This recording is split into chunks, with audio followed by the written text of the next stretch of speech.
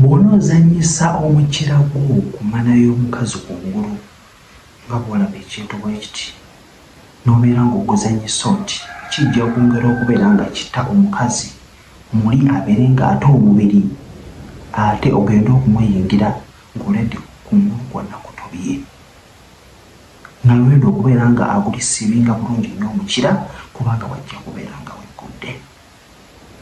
Kaakati omukyala bw'oba ng'osobola okubeera ng'olaba weggudde n'obeera ng'ogutuulako nga gwereeze kuti naawe n'oyongera okubeera nti ogutuulako oti nga muli eri kugwenyoolerako onyola ekiwato bw'onyola ekiwato bw'onyola ekiwato kijja kwongera okubeera nga kikuyimisa era ojja kutuuka mangu ku ntikko.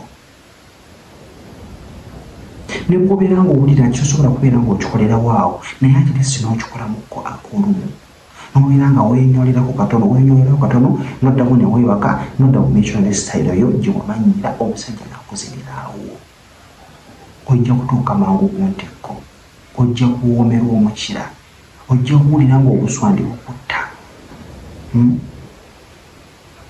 Nakugamba kinoma nnyo okubeera nti okolaakolako obuntu omudimudi bujja kukuyambako ogw'omukyala.